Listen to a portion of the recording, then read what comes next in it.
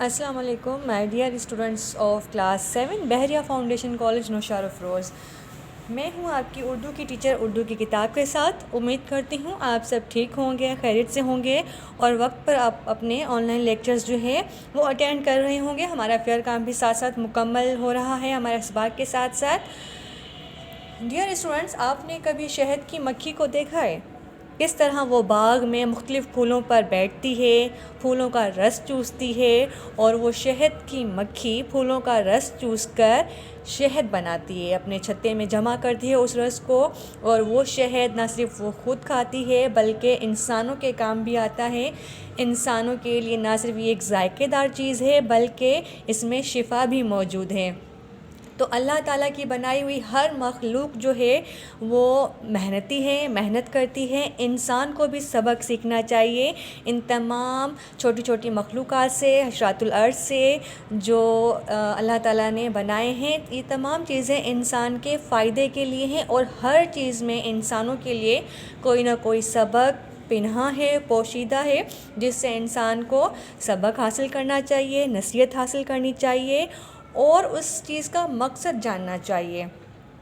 جو ہماری آج کی نظم ہے، ہمارا آج کا عنوان ہے، آئیے ہم اس کی جانب بڑھتے ہیں.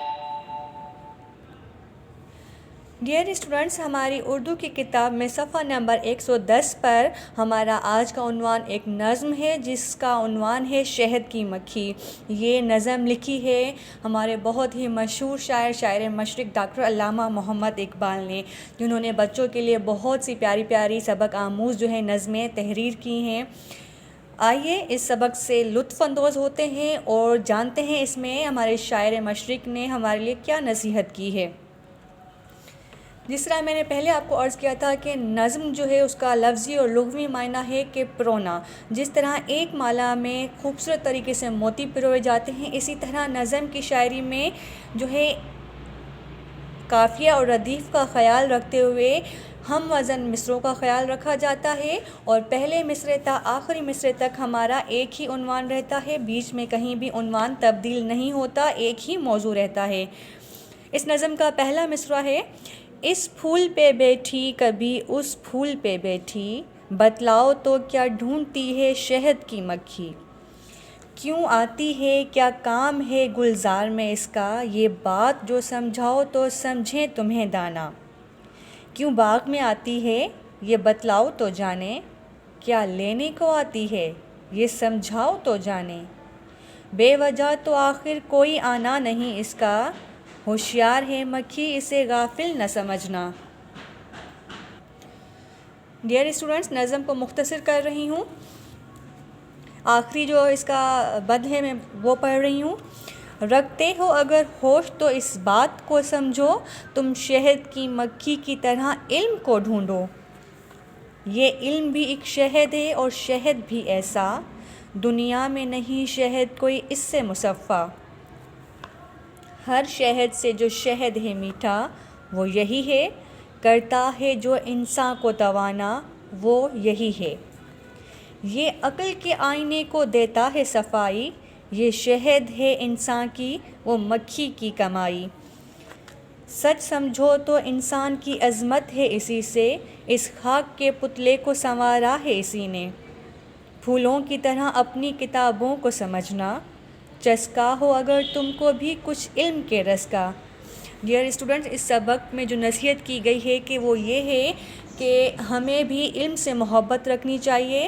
مختلف جس طرح ہم اسکولز میں پڑھتے ہیں، ہمارے مختلف مضامین ہوتے ہیں تو اس میں مختلف طرح کی معلومات ہوتی ہے، تو ہمیں اپنی پڑھائی سے دلچسپی رکھنی ہے اور جہاں پر بھی علم میسر ہو آپ علم حاصل کریں اور اس سے آپ کو بہت فائدہ ہوگا. اور نہ صرف آپ کو فائدہ ہوگا بلکہ پورے معاشرے کو فائدہ ہوگا اور اس سے آپ کا ذہن کھلے گا، آپ ترقی کی راہ پر گامزن ہو جائیں گے.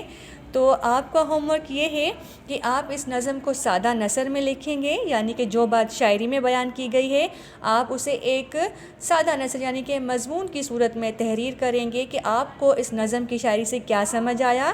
جس طرح پہلے ایک شہد کی مکھی کا ذکر کیا گیا ہے کہ وہ باغ میں کیوں جاتی ہے، اور شہد کی مکھی بہت محنتی ہوتی ہے. وہ کیا کام کرتی ہے وہ آپ اس کا سادہ نثر لکھیں گے. اس کے بعد جو ہمارا لاسٹ پیراگراف ہے اس کو جو ہے مماثلت دی گئی ہے کہ انسان کو سیکھنا چاہیے شہد کی مکھی سے. جس طرح شہد کی مکھی جو ہے شہد ڈھونڈتی ہے، پھولوں میں سے رس ڈھونڈتی ہے اور شہد بناتی ہے، اسی طرح انسان کو بھی جو ہے علم حاصل کرنا چاہیے اور علم حاصل کر کے اپنی معلومات میں اضافہ کرے. تو یہ میں نے آپ کو کچھ جو ہیں باتیں سمجھائی ہیں. ان کو مد نظر رکھتے ہوئے آپ ایک سادہ نثر تحریر کریں. کم سے کم آپ کی یہ سادہ نثر 10 سے 15 سطروں کی ہونی چاہیے. امید کرتی ہوں آپ کو آج کی نظم اچھے سے سمجھ آئی ہوگی. اپنا بہت سارا خیال رکھیے گا. اللہ حافظ.